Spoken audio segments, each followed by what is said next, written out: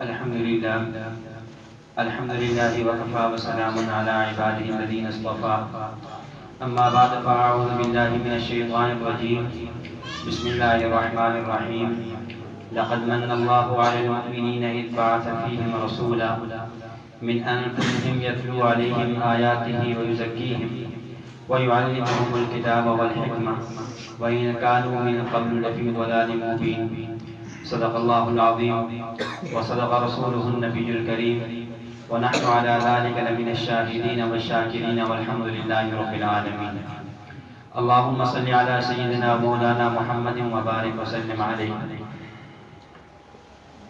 اصل بیان تو حضرت استاد محترم شیخ طریقت حضرت مولانا خبیب احمد محمد صاحب دامت برکاتہم کا ہوگا. حضرت کے بیان سے قبل چند باتیں آپ حضرات کی خدمت میں پیش کرنی ہیں. اللہ رب العزت حق سچ کہنے کی اور اس کے بعد ہم سب کو عمل کرنے کی توفیق عطا فرمائے. قرآن کریم کی یہ آیت مبارکہ جو اللہ رب العزت نے مختلف مقامات پہ کچھ تبدیلی کے ساتھ پہلے پارے میں، دوسرے میں، چوتھے میں اور 28ویں پارے میں نقل کی ہے، جس میں نبی اکرم صلی اللہ علیہ وسلم کی بعثت کے مقاصد کو بیان فرمایا گیا ہے. آپ کی بعثت کے مقاصد میں سے ایک مقصد وہ یزکیہم فرمایا ہے کہ نبی اکرم صلی اللہ علیہ وسلم کی آمد کا مقصد لوگوں کا تزکیہ کرنا ہے. تزکیہ نفس آپ علیہ السلام کی بعثت کا ایک اہم اور بنیادی مقصد ہے. اب تزکیہ نفس کا معنی کیا ہے؟ ایک معنی وہ ہے جو عام طور پہ بیان کیا جاتا ہے اور خصوصاً ہمارے ہاں خانقاہوں میں اسی بات پر، اسی عنوان پر بڑی تفصیل سے گفتگو کی جاتی ہے کہ تزکیہ نفس کا معنی یہ ہے کہ اپنے آپ کو اخلاق حسنہ سے، اخلاق صفات حمیدہ سے مزین کیا جائے، اخلاق رذیلہ سے اپنے آپ کو بچایا جائے. یا دوسرے انداز بھی یوں کہا جا سکتا ہے کہ اپنے آپ کو صحیح عادات پر لانا اور بری عادات سے اپنے آپ کو بچانا. یہ ایک تزکیہ نفس کا ایک معنی یہ ہے. اور تزکیہ نفس کا ایک معنی یہ بھی ہے کہ جس طرح اپنے آپ کو صحیح عادات پر لانا ہے اور بری عادات سے بچانا ہے، اسی طرح اپنے دل کے اندر جو غلط عقائد ہیں ان کو ختم کرنا اور درست عقائد اور صحیح عقائد سے اپنے دل کو آراستہ کرنا ہے. تو میں انتہائی اختصار کے ساتھ تزکیہ نفس کے اس معنی پر کہ انسان کو اپنے دل میں صحیح عقائد کو انسان جگہ دے اور برے اور باطل عقائد اور غلط عقائد، ایسے عقائد جو انسان کو جہنم میں لے جانے والے ہیں، دائمی طور پر یا کچھ وقت کے لیے ان عقائد سے انسان اپنے آپ کو بچائے. اب ان عقائد میں سے بنیادی عقیدے جو قرآن کریم نے خاص طور پر اللہ رب العزت نے مکی صورتوں میں بیان فرمائے ہیں وہ تین ہیں: عقیدہ توحید، عقیدہ رسالت اور عقیدہ آخرت. تو عقیدہ توحید میں سے اللہ رب العزت کی ذات کو ماننا، پھر اللہ کو ایک ماننا اور اللہ کو ہر جگہ ماننا، جس کو آپ آسان انداز میں یوں کہہ سکتے ہیں توحید وجود باری تعالیٰ، توحید باری تعالیٰ اور معیت باری تعالیٰ. توحید باری تعالیٰ یعنی اللہ رب العزت کو ایک ماننا، اللہ کے علاوہ کسی کو معبود نہ ماننا. اللہ ہی معبود ہے، اللہ کے علاوہ کوئی معبود نہیں. اللہ رب العزت ہی مسجود ہے، اللہ کے علاوہ کسی کو مسجود نہ مانا جائے. اللہ تعالیٰ معبود ہے. اس پر کئی دلائل دیے جا سکتے ہیں، لیکن اس پر ایک عقلی دلیل عام فام آسان سی یہ ہے کہ اللہ رب العزت معبود ہے، اللہ کے علاوہ کوئی اور معبود نہیں ہو سکتا. کیوں؟ وجہ یہ ہے کہ معبود اس کو بنایا جا سکتا ہے جو ہر جگہ موجود ہو، کیونکہ دنیا میں عبادت کرنے والے لوگ ہر جگہ ہیں، تو معبود بھی وہی ہوگا جو ہر جگہ موجود ہو. اور ہر جگہ موجود ہونا یہ خاصہ ہے اللہ رب العزت کا. جب ہر جگہ موجود ہونا خاص خداوندی ہے تو معبود ذات بھی وہی ہوگی. اسی طرح معبود اس کو بنایا جا سکتا ہے کہ جو عالم الغیب ہو، عالم ما کان وما یکون ہو، تمام علوم کو جانتا ہو، ماضی میں ہوئے، حال میں ہوئے، مستقبل میں ہوئے. اور یہ صرف اور یہ خاصہ صرف اللہ تعالیٰ کی ذات کا ہے. جب اللہ تعالیٰ عالم الغیب ہے، اللہ کے علاوہ کوئی اور عالم الغیب ہو نہیں سکتا، تو معبود بھی اللہ ہوگا، اللہ کے علاوہ کسی اور کو معبود نہیں بنایا جا سکتا. اسی طرح معبود اس کو بنایا جا سکتا ہے جو مختار کل ہے. مختار کل کا معنی اگر اس کی عبادت کریں تو وہ اس عبادت پر خوش ہو کر جزا میں جنت دے دے، اور اگر اس کی عبادت چھوڑ دی جائے تو وہ ناراض ہو اور سزا میں جہنم دے دے۔ اور یہ خاصہ اور یہ صرف اللہ رب العزت کی ہے، لہذا اللہ کے علاوہ کسی کو معبود نہیں بنایا جا سکتا۔ تو پہلا عقیدہ توحید کے حوالے سے کہ اللہ تعالیٰ کی ذات کو معبود ماننا، اللہ کے علاوہ کسی اور کو معبود نہ سمجھنا، اللہ کے علاوہ کسی اور کو مشکل کشا نہ سمجھنا، اللہ کے علاوہ کسی اور کو حاجت روا نہ سمجھنا، اللہ کے علاوہ کسی اور کو بگڑی بنانے والا نہ سمجھنا، اللہ کے علاوہ کسی اور کو اولاد دینے والا نہ سمجھنا۔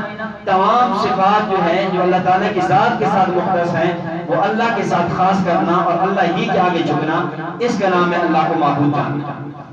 اور دوسرا عقیدہ رسالت کے حوالے سے کہ انبیاء کرام علیہ الصلوۃ والتسلیمات معصوم ہیں۔ انبیاء کرام علیہ الصلوۃ والسلام کو معصوم سمجھنا۔ معصوم کا معنی کیا ہے؟ معصوم کا معنی یہ ہے کہ اللہ تعالیٰ نبی سے گناہ ہونے نہیں دیتے۔ نبی کی فطرت اور طبیعت اللہ تعالیٰ ایسے بنا دیتے ہیں کہ نبی سے نہ صغیرہ گناہ ہوتا ہے، نہ کبیرہ گناہ ہوتا ہے، نہ سہون ہوتا ہے، نہ آمدن ہوتا ہے، نہ جان بوجھ کے ہوتا ہے۔ اللہ رب العزت جو انبیاء بھیجتے ہیں وہ انبیاء گناہوں سے محفوظ ہوتے ہیں، گناہوں سے پاک ہوتے ہیں۔ اس پر کئی دلائل ہیں۔ عقلی دلیل اس پر یہ ہے انبیاء کرام علیہ السلام کے معصوم ہونے پر کہ ہمارا اہل سنت والجماعت کا عقیدہ اور نظریہ یہ ہے کہ اللہ تعالیٰ نبی کو اور امتی دونوں کو مٹی سے بناتے ہیں۔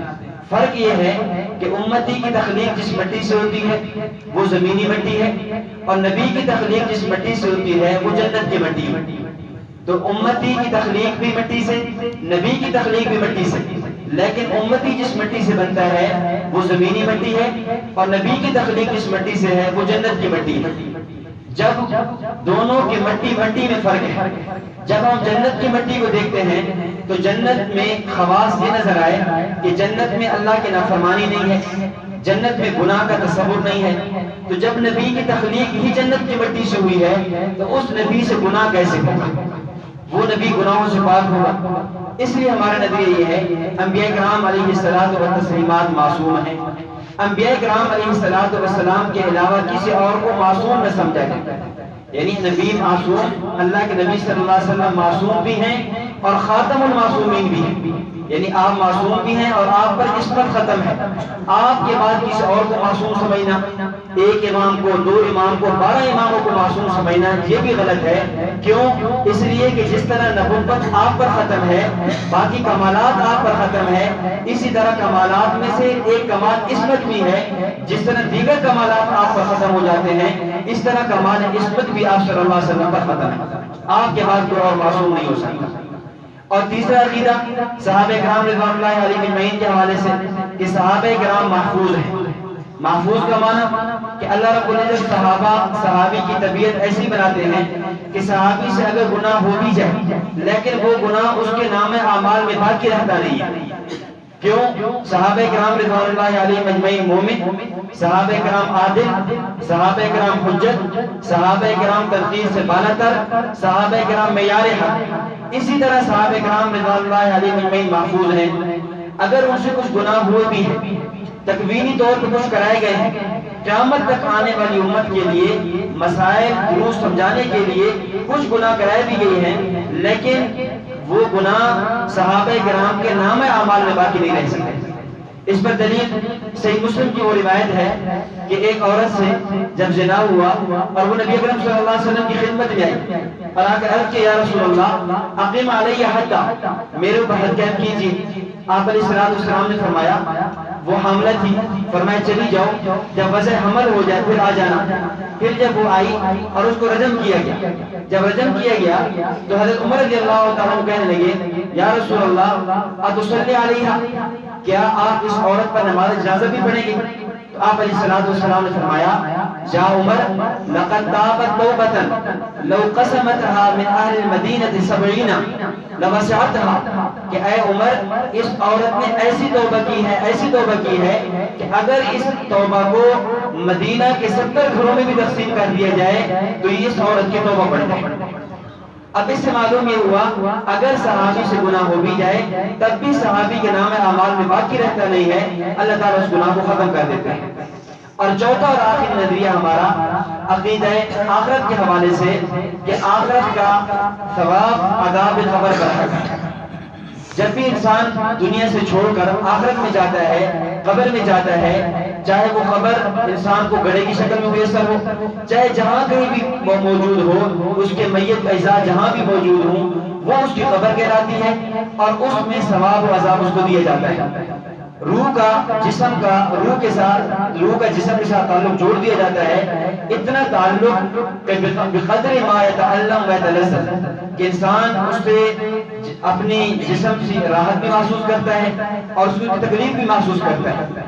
اور اس پر بھی کئی دلائل موجود ہیں، اور اس پر ایک وہ دلیل ہے کہ نبی اکرم صلی اللہ علیہ وسلم نے فرمایا، صحیح بخاری کی روایت ہے کہ لمبی روایت ہے، اس کا خلاصہ یہ ہے کہ جب مردہ کو، میت کو قبر میں رکھا جاتا ہے، وَتَوَلَّى عَنْهُ أَصْحَابُهُ، اور جو قبر جو ساتھ والے لوگ ہیں اس کو چھوڑ کر دفنا کر چلے جاتے ہیں، تو اس کے پاس فرشتے آتے ہیں، فَيَأْتِيهِ مَلَكَانِ، دو فرشتے آتے ہیں اور آ کر سوال کرتے ہیں، سوال من ربک من نبیک ما دینک، ان سوالات کے جوابات دینے کے بعد حدیث میں آتا ہے کہ اگر وہ مومن ہے تو اس کے لیے جنت کے دروازے کھول دیے جاتے ہیں، فیاتی من طیبها وروحها، جنت کی جو خوشبوئیں ہیں، جنت کی جو ہوائیں ہیں وہ آنا شروع ہو جاتی ہیں اور وہ محسوس کرتے ہیں۔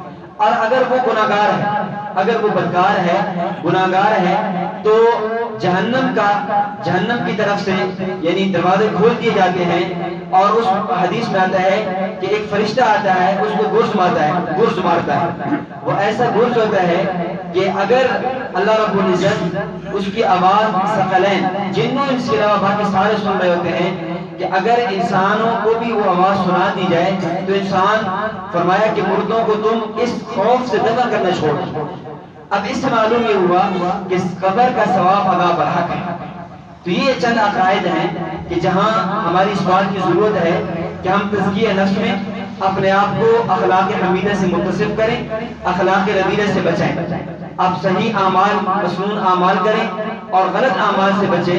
اسی طرح جو صحیح عقائد ہیں، چاہے اس کا تعلق عقیدہ توحید سے ہو، اس کا تعلق عقیدہ رسالت سے ہو، اس کا تعلق صحابہ کرام رضوان اللہ علیہ اجمعین کی ذات سے ہو، اس کا تعلق عقیدہ آخرت سے ہو، ان عقائد کو اپنایا جائے۔ اللہ رب العزت دعا ہے اللہ تعالیٰ ہمیں صحیح عقائد اپنانے کی اور اہل سنت والجماعت کے نظریات پر کاربند رہنے کی توفیق عطا فرمائے۔